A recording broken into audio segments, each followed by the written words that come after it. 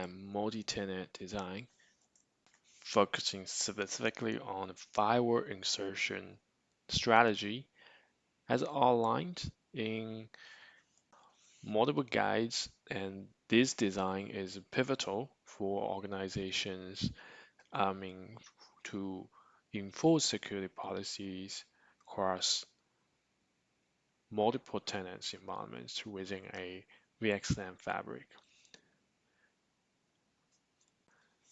I will let you understand the multi-tenant requirements in the VXLAN and the necessity for isolating the tenant network within a shared infrastructure, how VXLAN's the segmentation and capabilities facilitate the multi-tenancy.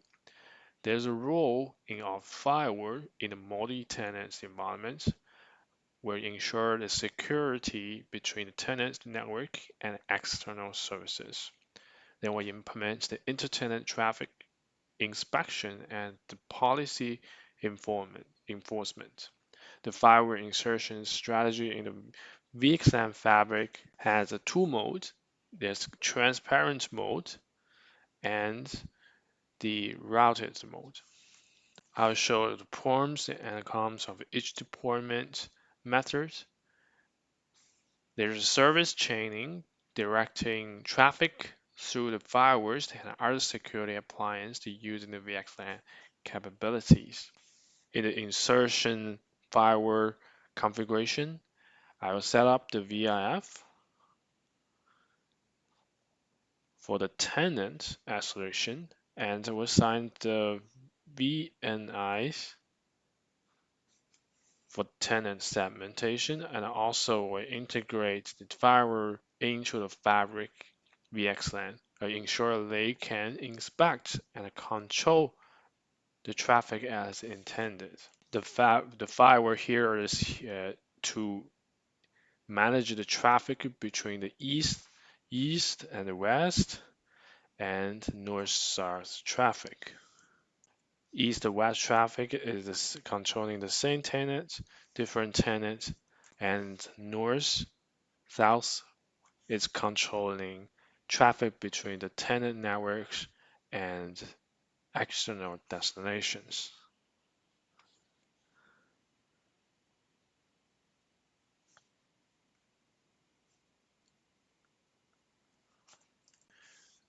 The firewall insertion design within the VXLAN fabric ensures that each tenant's data remain isolated and secure, while also providing, the flexibility to enforce complex security policies. So by implementing the design, an organization can offer secure, scalable, and efficient multi-tenant service. It is a great topic. Let's get on to it. So let's go on to my DC1 leaf 1, show MVE VNI. I have a tenant 1 and tenant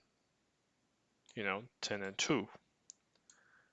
Tenant 1 I have is show run interface VLAN 100 is IP 192.168.1.0 subnet.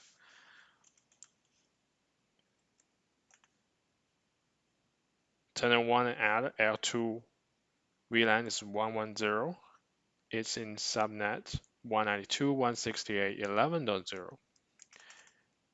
Then in tenant 2,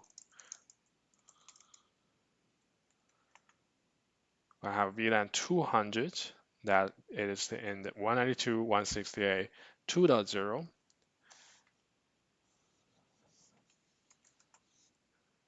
Also, VLAN 210 is also in tenant 2.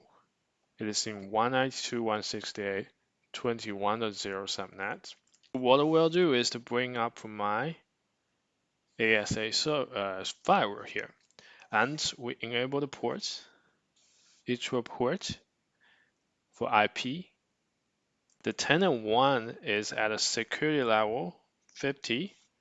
The tenant 2 is tenant 1. Tenant 2 is my port 0/1 is tenant 2 at security level 100. And then each will configure 253 as the IP on the port. I will configure a route. The route points it to 254 in each of the tenants. Then in this way, if it's lower security, tenant 1 wants to go to the tenant 2, which is the higher security level 100, the traffic by default will be blocked. But I have access list and I put on my tenant 1 port. We're going to allow all. And direction is my inbound. Now log on to my ASA. We're going to go to my interface, G00, a little bit to the right side. We're going to say name of the interface is T1. Okay, security level, make 50. IP address,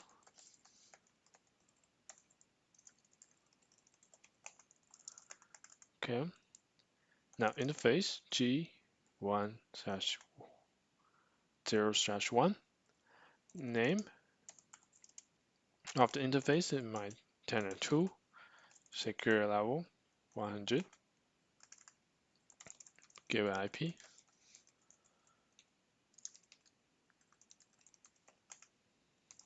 No shut.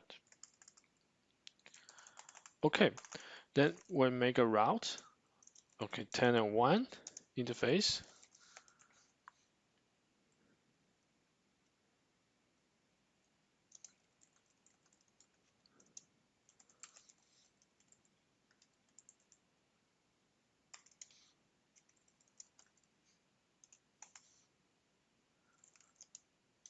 Tenant 2.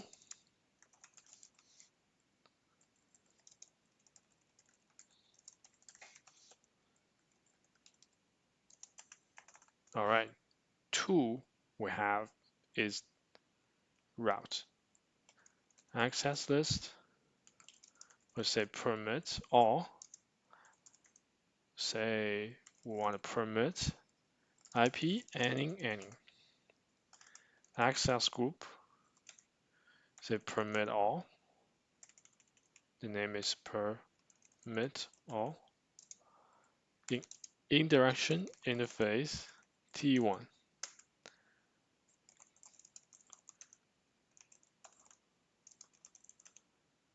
Save that config. Okay, next thing we should do is go on to my DC1, leave 1. We should do is interface E13. That's my tenant 1 interface. Describe is as T1 ASA V switch access VLAN 110. Interface 1.4 describe as T2 ASA V switch access VLAN 210.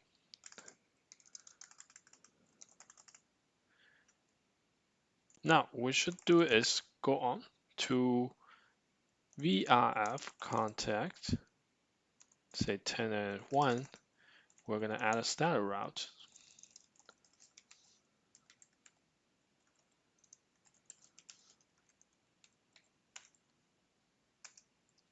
Okay, VRF contact tenant 2.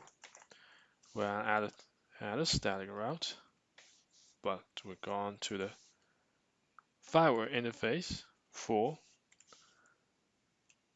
tenant 1. Let's do a little pinging. Ping 192.168.21.253 VRF from tenant 2 Yes. The ping is fine. Tenant 1.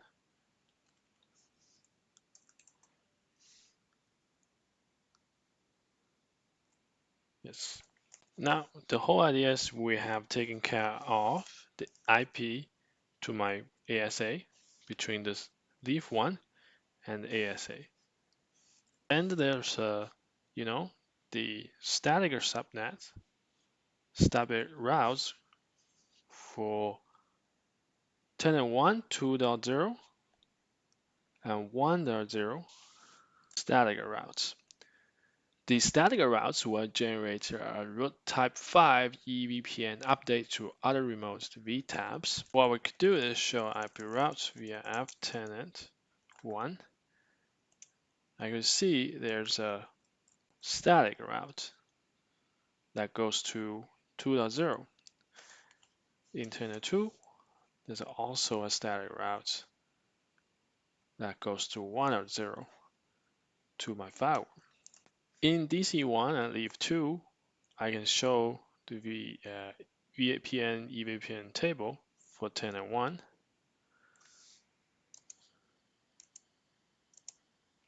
Let's show it again. You don't see this tab 5 because we have to redirect static routes back into my BGP EVPN. So same thing, we're going back to leaf 1. We want to do is IP access list, say D2 T1. We're going to permit an IP. We're going to match this. Next, IP access list D2 T2.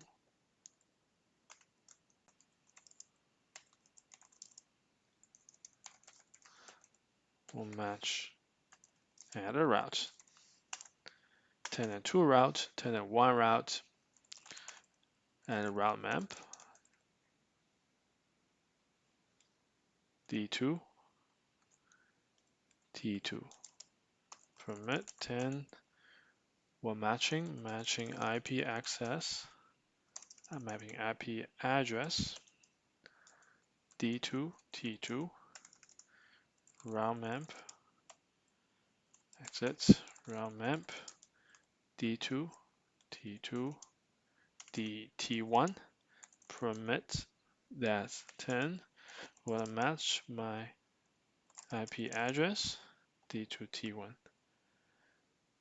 So with the outlet to show route map, with these two route map, I can redistribute. How? Router BGP 100. So we have the tenant 1 address family IPv4. That's unicast. We want to redistribute static route map D2 T2 tenant 2 router to tenant 1. We have tenant 2 redistribute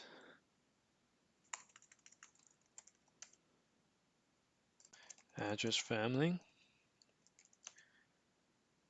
IPv4 unicast. Redistribute static route map D2 T1 into my tenant 2. In this way, we redistribute it into IPv4 unicast routing table. Go to my leaf 2. Show IP routes 192.168.2.0 via after tenant 1. Yes, I receive it as route. And in my tenant 2, do I receive a redistributed route? Also, yes. This time I show you something really interesting. Leaf 2 has received BGP updates in both tenants. Show IP routes No, show, we have seen the route, show BGP, L2, VPN, EVPN, route, type 5.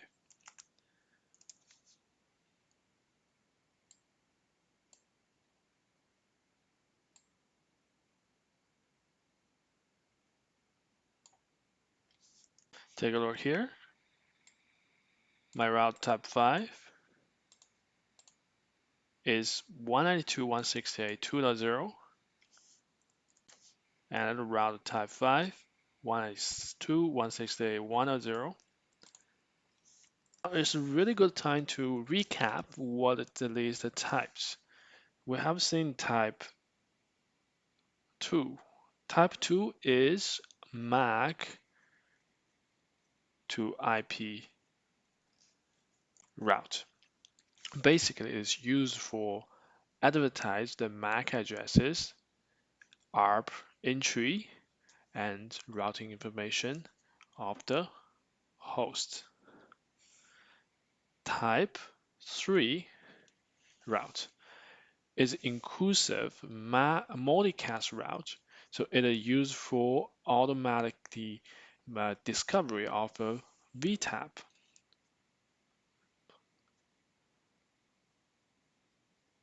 For VTAP is to dynamically establish for the VXLAN tunnels. Now here's type 5 we're talking about. Type 5 is IP prefix route. It is used to advertise an imported external routes, or we wanted to advertise the routing information of the host. These EVPN routes will contain what we call RD, route distinguisher, and VPN target. We also call the route target information. The RD is used to differentiate different VXLAN EVPN routes, and VPN target is a BGP extended community, which is used to control the advertisement and receiving the EVPN routes. So that's the BGP EVPN targets define the peer that can receive the EVPN routes from local end, as well whether it's the local and can receive the EVPN routes from the peer. Of course, in here we have import and export different for RD/RT. That's in here. You're seeing the RD is on my VTAP for both routes, and extended community does contain the RT attribute. You may ask what we can do with our routes, so let's log on to my DC1 XPT1. From this PC, I would like to pin 2.100, which is here. How it goes? And we'll do a trace after that. Ping. Okay, ping succeeded. Trace. Here, which you can see, we went on to static route. That's routing from the firewall to the tenant to VNI Anycast gateway. Of course, they're in the same VRF, different VNI Anycast gateway. They're gonna be bridged to this subnet 192.168.2.0, and it's reaching out to the destination. DC2 instead leaf 1 has 192.168.2.0 in VF Tenant 1 2.0. Okay, but 192.168.1.0 in Tenant 2 doesn't exist because DCI here, DCI only allows Tenant 1. We can verify that. Log on to DC2 leaf 1, show IP route.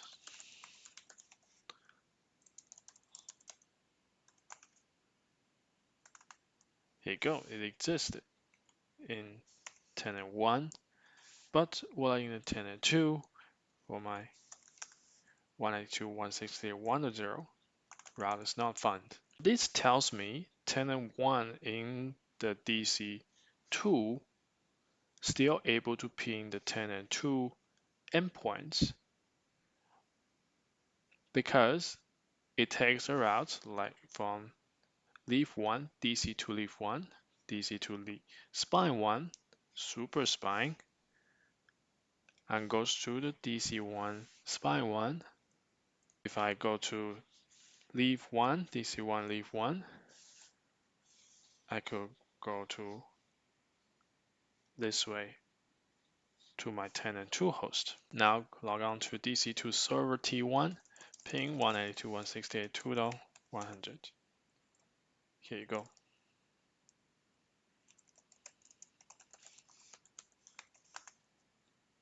The other question I'm asking you, if I have a host in DC2 that's in the tenant 2, I cannot ping T1 host, then what's the issue? That's because the tenant 2 in DC2 cannot ping the tenant 1 endpoints because the DC2 this leaf, they don't have routes to the 2.0. Sorry, it doesn't have 1.0 subnet in tenant 2 because the whole DCI only allows tenant 1 to go through. We needed to make a DCI for the tenant 2. Alright, that's the whole thing about firewall insertion. We basically did on the leaf 1, we redistribute to the BGP, and BGP gave us a type 5 route to other VTAPs. The static routes is to the other, and then subnet. Next hop is my ASA.